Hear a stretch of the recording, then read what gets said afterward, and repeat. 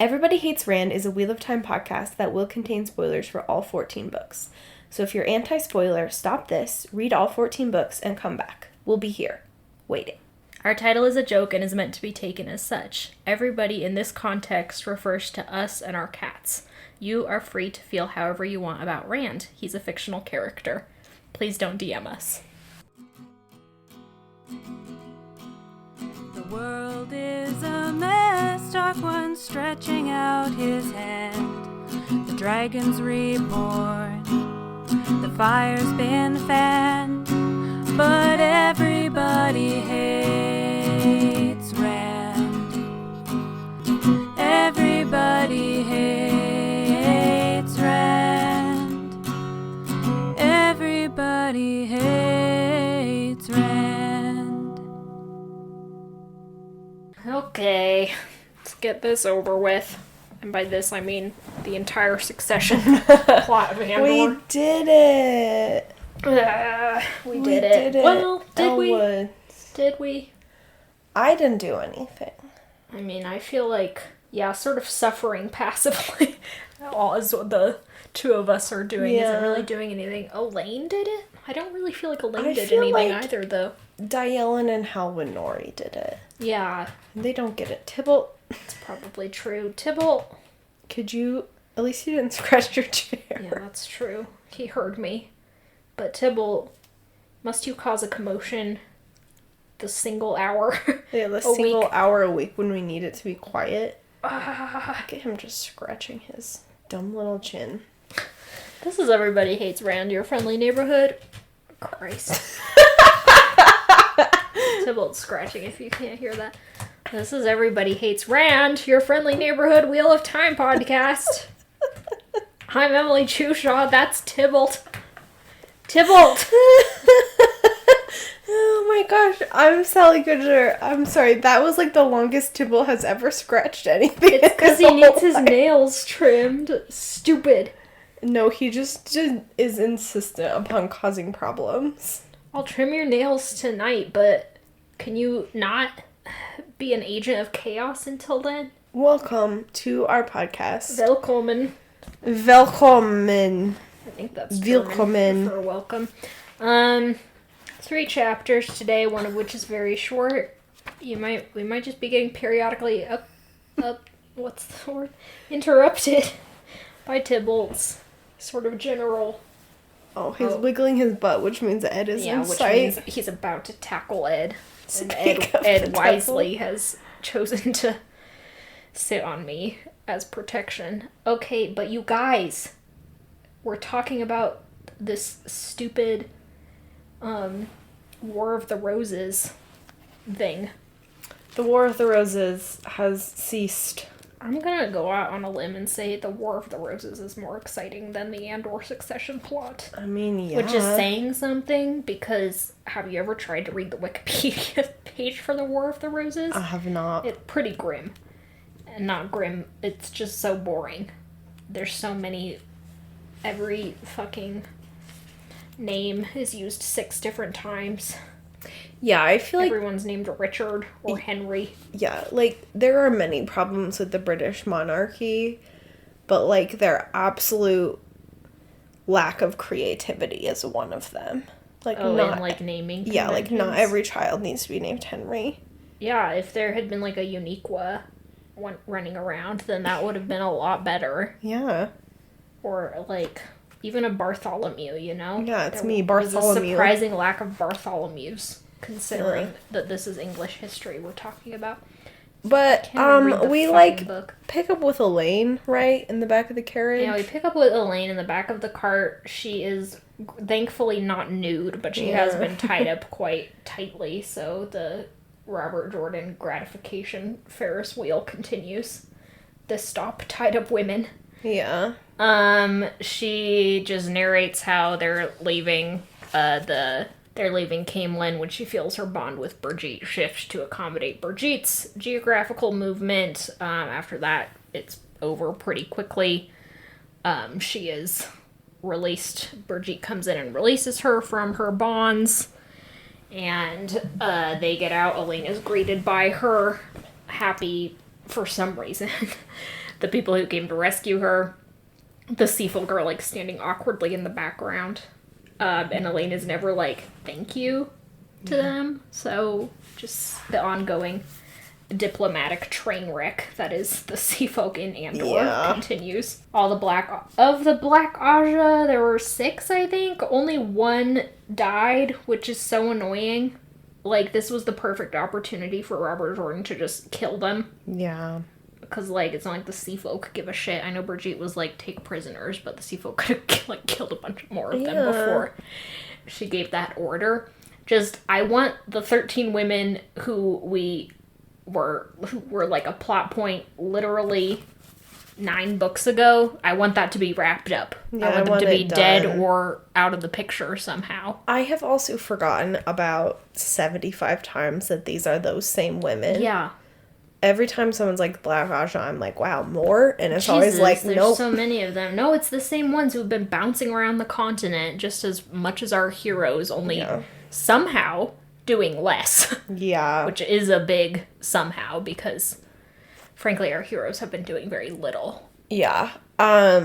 So Brigitte, I guess, is being smart and, like, taking prisoners instead of Elaine's plot last time to just, like, murder everyone she sees, basically. But it is really annoying to have this plot just, like, continue, and is just kind of, like, further evidence to me that, like, this whole sequence of events didn't need to happen.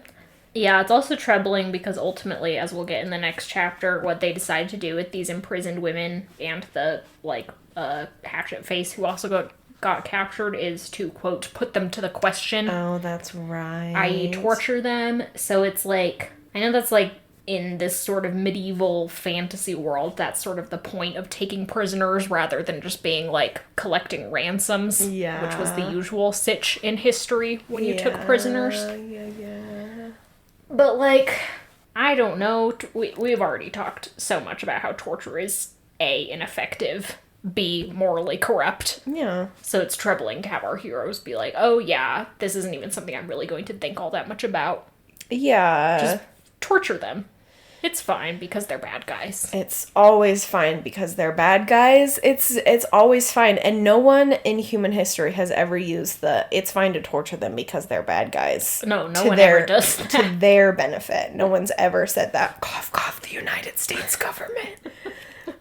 Well, and it's like the mechanism of putting those sorts of politics and that sort of logic into a fantasy text where you have bad guys who are, in the literal sense, bad guys, working for the incarnation of the devil, is that it's sort of a vicious cycle of reinforcing propaganda in the real world. Like, then there is an objective good and evil, rather than just people who are in conflict with each other. Yes.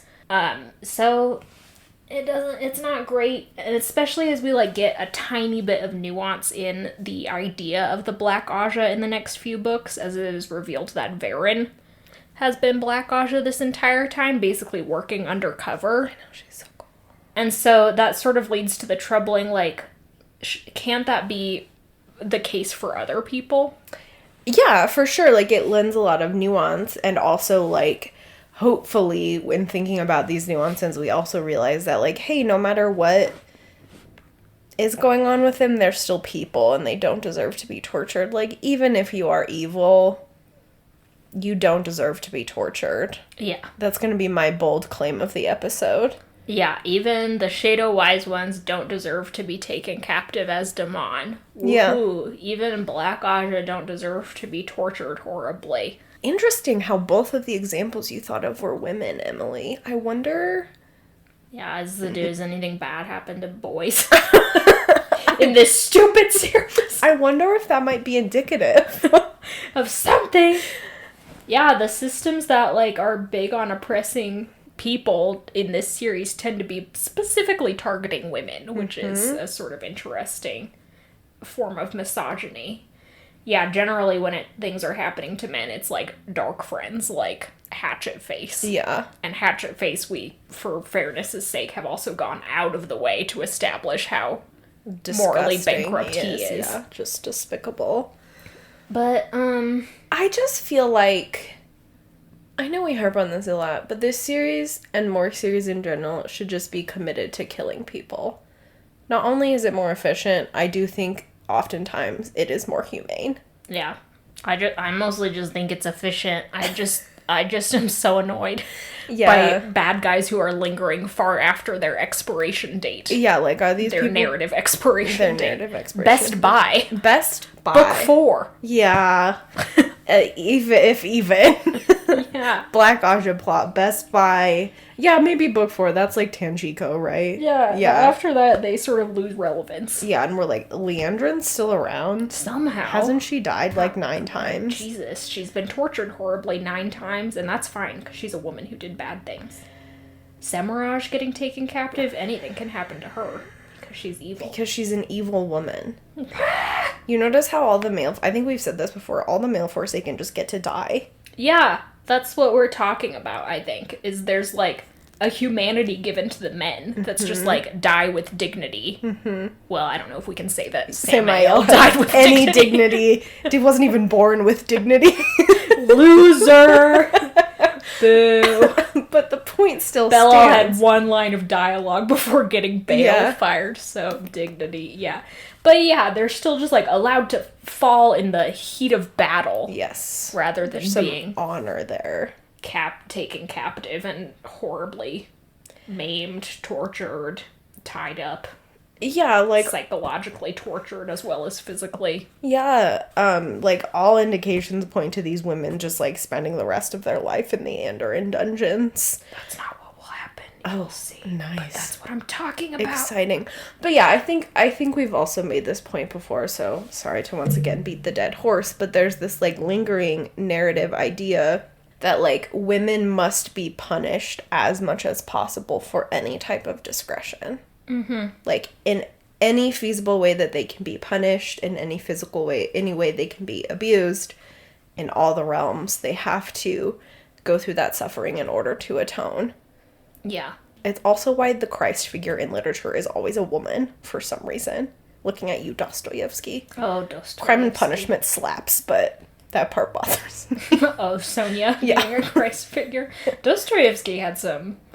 You know, that dude was horny for Christianity in an interesting way. You know, in a very Russian way. What a statement. Sorry, that was so random. I'm a little punchy today, in case you haven't noticed. I'm very tired. We can leave the dungeons. So the fucking Black Aj are like, oh my god, how did you even find us? And Elaine's like, well, Brigitte my warder, obviously. And they're like, what? How are we supposed to know that? And one of the Black Aj is like, oh, I did fully know that. I just didn't tell you guys. And they're like, what the Anyway, so yet again, women are stupid. Brigitte gives Elaine the news that another part of the city is under attack, that some mercenary companies are mutinying, and that she sent Dylan to deal with it, but that they need to sort of go there ASAP. Elaine, in a remarkably intelligent strategic maneuver, probably her first, is like, well, if they're outside the walls still, then we can travel behind them and, push them up against the walls, corner them that way. Surround them, as it were. Which only works because literally the entire, bad guy camp evacuated to do this attack. Mm-hmm. They're not holding back any reinforcements, stupidly. So, sort of handed that to Elaine on a silver platter, but here we are. Brigitte also is like, by the way, all the other neutral parties are on their way here, and will probably be here by mid-afternoon or whatever. But we have to get this taken care of first. So, Elaine et al. Travel to where they need to go. They're relieved to find that the gates have not fallen yet, and they just immediately start this attack. It's just a pitched battle. There's not any exciting channeling or anything going on here, but this maneuver works, and eventually these soldiers start either surrendering en masse or dying. So, yeah, it's a pretty solid victory. Of course, the bad guy nobles who were also here were committed to this charge as well, so they are now either prisoners or whatever. Elaine confronts them. It is the 3 main perpetrators, Aramilla, of course, and then Neon and Alenia. Is that her name? No, that's the other lady. God, there's so many E names. I have literally no idea. No, it is Alenia. God damn it. Oh, that's right. 'Cause Alorian it might be sounds the other one. so much like Elaine. Alenia and Elaine. Yeah, Alenia, Neon, and Aramilla are basically taken captive because those were the ones that, like, threw their support behind Aramilla, I think. There are 3 others. One of them is the, like, creepy old man's niece or granddaughter or something, and she's like, oh, my grandfather just passed away of a stroke just 5 minutes ago, which isn't suspicious at all. I think we're supposed to assume that she winks at Elaine. Yeah, wink. He died of a stroke. She probably murdered him. And she immediately declares for Elaine, followed by the other 2 somewhat more reluctantly, but just because this is the best way to preserve their houses. And Elaine is kind of like, yeah, whatever, I'll take anyone I can get at this point. Sylvas, that's the granddaughter, is the weirdo who's like, if you want to borrow my secretary to question these people. And Elaine's like, okay, clearly your secretary is a torturer, and if you have a torturer on your staff, then that's troubling. But no one does anything about that. They're just like, young women. Sure, she's had a hard life. And their silly hobbies. She should have a torturer on her staff. Yeah. No big deal. Women can't do anything. Gosh, come on, you guys. Hashtag girl power. Girl boss your way to the top. Girl bossing is a lifestyle, not a hobby. Ugh. So Elaine now has 9 of the 10 houses she needs. And now that that's been laid out for us, it becomes a little clearer. There are now 6 houses on their way. And there is one last house that is just a holdout and is completely neutral and sort of refuses to be cornered by anyone. So Elaine either needs to get some of these 6 houses that are on their way on her side, or she needs to finally get this one holdout to agree, but that seems unlikely. So we skip to a few days later. Elaine is receiving a messenger from this group of people. I can't remember all their names. Everyone groups them as Luann and the others. And Luann is a man. But this messenger is like, yeah, they want safe conduct into the city, which is kind of like a sick burn, basically being like, we're worried Elaine will take us captive if we don't get a guarantee of safe conduct. So Elaine's all pissed about that. But gives it to them and is like, are you sure you don't want to be Queen Diellen? Because you'd just immediately get everyone's support. And Diellen's like, no. I feel like if I were Diellen, we said this last time as well, and I saw the events of the past 48 hours, I would be like, this might be my divinely ordained duty. I know. Here are Diellen's reasons. This is clearly Robert Jordan grappling with just scrambling at the bottom of the barrel. She says that running her own house is work enough without adding all of Andor to it. Diellen, what have the last 6 months been, if not running the country? Yeah. Christ. Homie? She disapproves of the throne-changing houses without a good cause. Okay. Dumb loyalist bullshit. Yeah, that's a dumb reason. There is a good cause. No one wants Elaine to be queen. Yeah. That's pretty much it. She's basically like, if you had died, then of course I would have entered my claim, but you're here, so... And then she's like, I think you'll make a better ruler for Andor because of your nepotism, because you're sleeping with the Dragon Reborn. Yeah. And she's like, and I think you're a good queen because I watched you grow up and I just think you're so fucking awesome. And Elaine starts crying. But it's like, those are such bad reasons. Like, I feel like the only one that's even viable,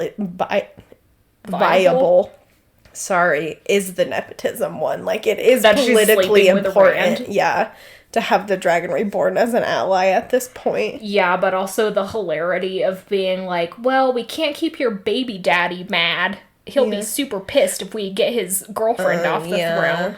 I wasn't even thinking about it that way. I was thinking of just, like, it would be nice. No, I agree. It is politically viable to want that connection. But like, to be like, it's we're pretty afraid insulting. of him. Yeah. We only want you to be queen because we're worried your loser boyfriend is not going to be as good friends with any other rulers of Andor. Yeah. So, yeah, that's all fucking annoying, and it's like, why was Diellen even a character if she was just going to be consistently presented as a better option than Elaine? Yeah, it's really strange. I guess it's, like, statistically unlikely that every single person in Andor, every single, like, leader of a noble house would be incompetent. Sure. But we are led to believe that the 6 led by Luan are the competent ones, and that the only reason they're against Elaine is because they were driven out by Morgoth, who was under Robin's control. But it's like, you could have solved that narratively in different ways by, like, maybe not having Morgoth swept up into Perrin's Charybdis of a terrifying plot. Yeah. Like, if she'd just been allowed to be like, oh, by the way, I was under Robin's control, proclamation, or whatever. Or, like, go on a diplomatic mission to visit people and apologize. Yeah, like, I feel like you could have fixed the Andor plot in so many ways. One, by, like, not nerfing Morgoth as queen. That I feel like is a really weird plot in general. To make Elaine queen. Yeah. She doesn't need to be. I also feel like the Diellen problem is really easily solved by just, like, making Diellen a man. And then he cannot rule Andor. Yeah, that would be interesting. And it's just like... Yeah, just can't do it. Yeah. That also would have been interesting because then he would, if it had been, like, particularly a youngish man, it would have presented a better opportunity for Elaine to, like, make a political alliance through marriage. Yes. That would have been something I was actually interested in seeing, is, like, you're a queen, Elaine. You do have to eventually marry someone, probably, for diplomatic reasons. Yes. And that probably isn't going to be Rand. Yeah. And, like, what about a guy who, like, has to accept that, like, sure, I'll help you rule Andor, and I'll be your, like, weird trophy husband, and help raise your children, because the Dragon Reborn's probably gonna die in the last battle. Yeah. But I am gay. See, I am creating a great character. You're creating a great character. If we just, like, gender bend Diellen. Yeah. Fascinating. Doug. Stop. First man D name I thought. I feel like we could just keep Diellen. No, it's Doug. It's not Doug. You got away with Greg McCracken the third. You're not getting away with Doug. Doug Ellen. No! Illegal! Flag on the play. I love Doug. I love the character too, but you cannot create such an interesting character and then name him Doug. You're getting really insulting to all the people out there named Doug. Haven't you seen the animated series Doug? No, I haven't actually. Whoa! With Patty Mayonnaise. That's his girlfriend. At least Sally's crying. At least I didn't come up with Patty Mayonnaise. That is not. It is! It is! I'll prove it! Oh, I shouldn't laugh right into the microphone, though I know the feedback is so bad. Doug. Okay, I'm sorry to all the Dougs of the universe. Oh, a classic Nickelodeon. See? Patricia Patty Mayonnaise. Is Voiced by Constance Schulman, who has such a distinctive voice. There's also... Let's look at the character list. There are some interesting ones. His name's Doug Funny, by the way. Doug Funny. There's Skeeter, who's short for Mosquito. His Nice. full name is Mosquito. I don't know. That's never explained. Does he have a last name? Valentine. Mosquito Valentine is a I know, great name. that actually slaps. I want to write a story about a person named Mosquito Valentine. Mr. Swirly. Loretta LaQuigley. Amazing. Yeah, these are actually some classy, some hilarious names. Anyway, yeah, Patty Mayonnaise. Okay, I'm sorry I doubted you about Patty Mayonnaise, and I'm sorry to everybody named Doug. Diellen can be named Doug. Sweet victory. She's so mad at me. Okay. Anyway, Diellen should have been queen, or Diellen should have been Doug. Whatever. So... We're very good at writing Wheel of Time, in case know. anyone wondered. Just not names. I guess we could keep Robert Jordan's Microsoft Word document full of random fantasy names and play around with that a little bit. Did he really have one of those? Probably. How could he not have? That's true. When you've got this many characters, you have to at some point just be like, oh fuck, I gotta name this innkeeper. Yeah, so I just need a name. Mosquito Then Rally again, type. maybe he was doing it a new process every single time he needed to name a new character. That would at least explain why so many people have so many similar names. Yeah, it's true. He just forgets. Yeah. So, we get a little bit of housekeeping with Elaine. The arsons have not stopped in Andor, which is a problem. Mistress Harfor wants to dismiss. I almost said delete. She wants to delete. She wants to dismiss all of the people on the staff who they know were spies for Aramilla's people, and Elaine's like, no, let's not, because likely they'll just turn spies for other people, so then at least we can keep an eye on them. Master Nori has a whole... She and Master Nori decide to put the Dark Friends / Black Aja to the question. Bleh. I know, I'm so disappointed in you, Helen. I know. Helen Nori also is like, few people keep a private questioner, my lady. It suggests, a dark side.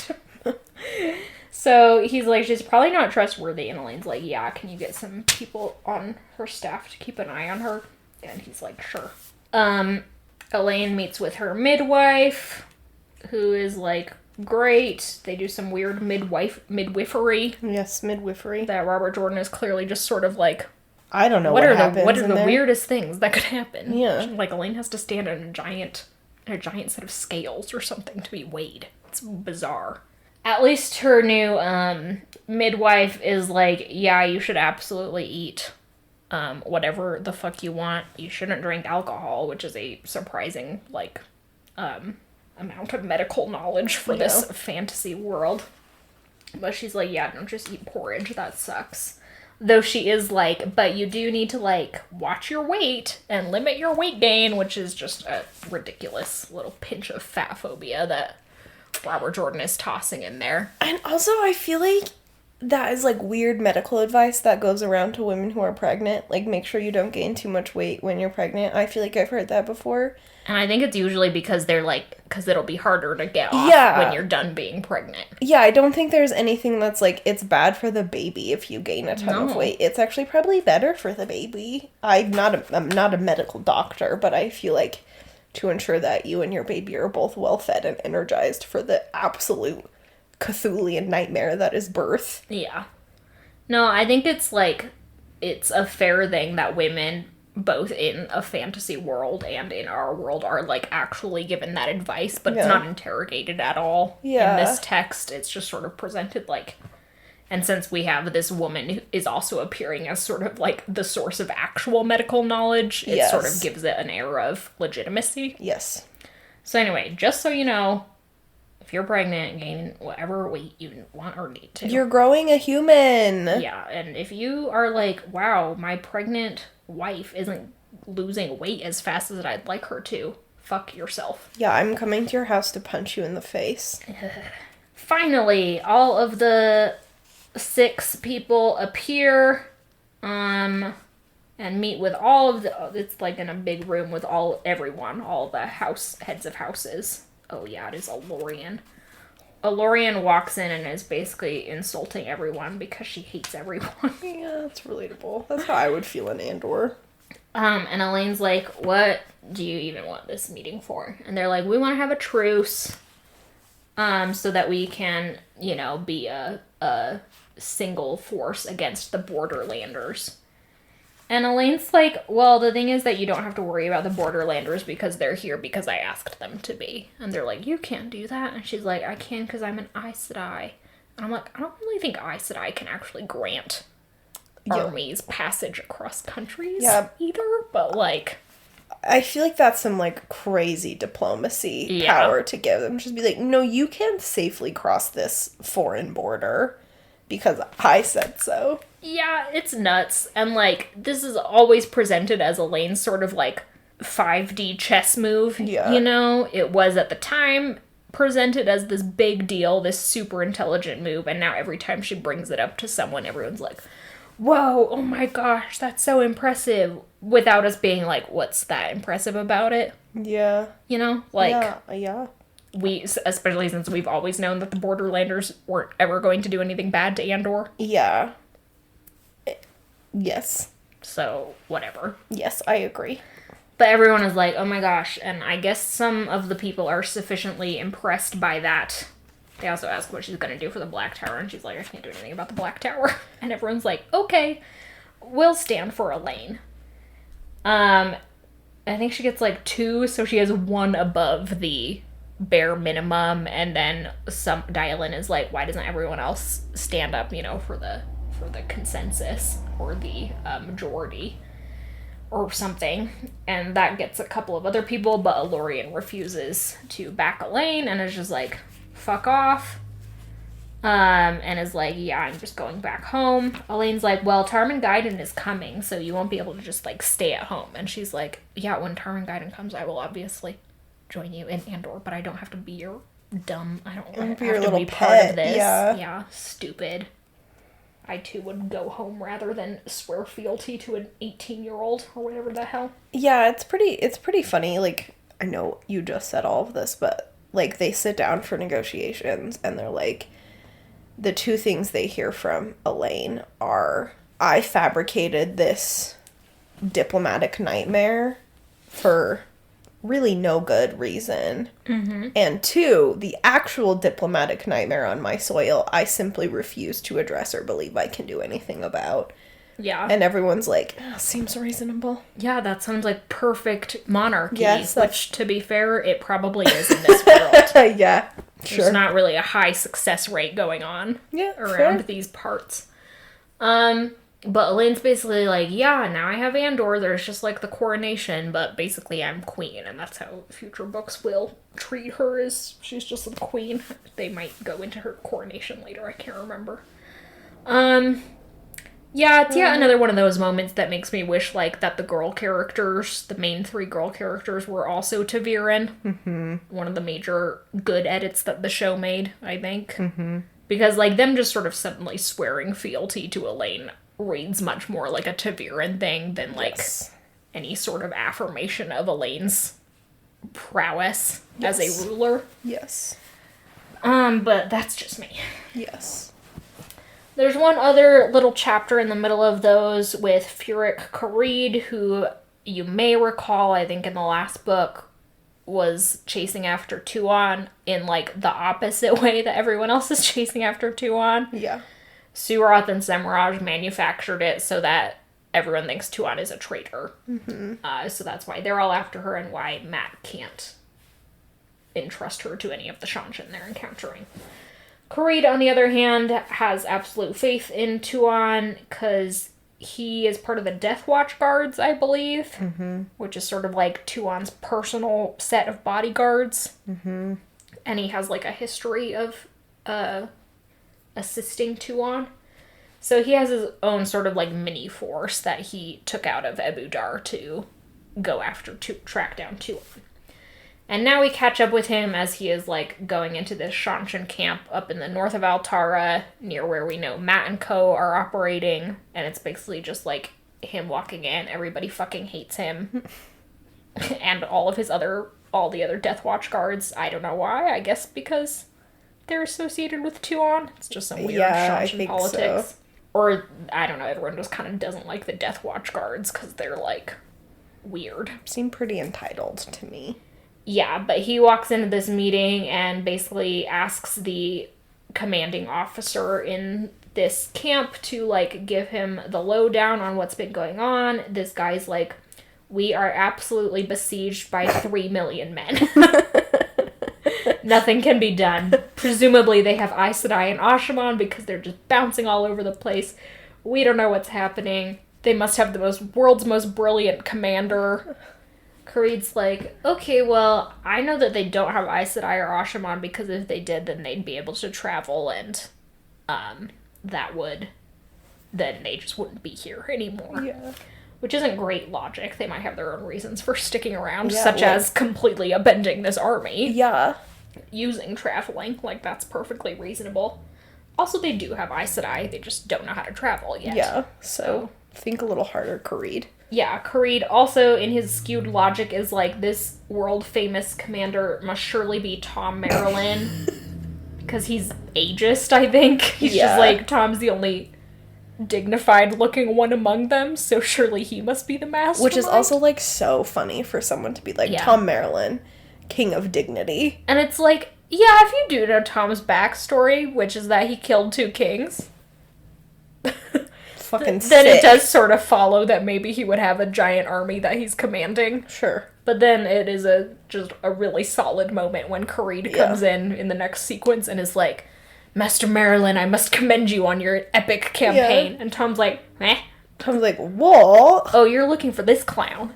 And Matt is, like, 3 days unwashed. Doing a keg stand. Yeah. They're like, okay, what? They're like What 3 the million men. It's one 25-year-old. It's one 22-year-old? 22-year-old with a lot of luck and a lot of gumption. Yeah. And absolutely no sense of self-preservation. Yeah, it's just him and his 500 boyfriends and Tom. Yeah. Everyone's in love with him. Presumably also Kareed once he meets Yeah, him. he's like, damn it. God damn it, he's hot. Oh no. Oh no, he's hot. He's so dirty and gross, but he's so hot. But with this information, Kareed and the Death Watch guards leave to go track down Matt, and that's where we'll pick up in the next sequence. We are absolutely besieged. Wow. No, it was such a good way to put it. He's being so... It's such super a good... dramatic. Like, it is some peak Robert Jordan comedy when Yeah. he's just like... It's just so good. It's fun to be on the other side of things, being like, Yeah. oh yeah, Matt's plan is totally working, and we Yes. know why it's working, we know how it's working. Yeah. There also is the news that, like, the soldiers that were in the pass are leaving the pass, so yes, Matt and company are going to be able to leave that way, so yeah. It's nice to see a plan come together. Good job, Matt Cathon. Regular A-team over here. Yeah. We love you, Matt boy. Next week we will finish. We're Knife so of close. Dreams. Isn't that wild? We'll just get this one last Matt and company sequence, and then Knife of Dreams is gonna be done.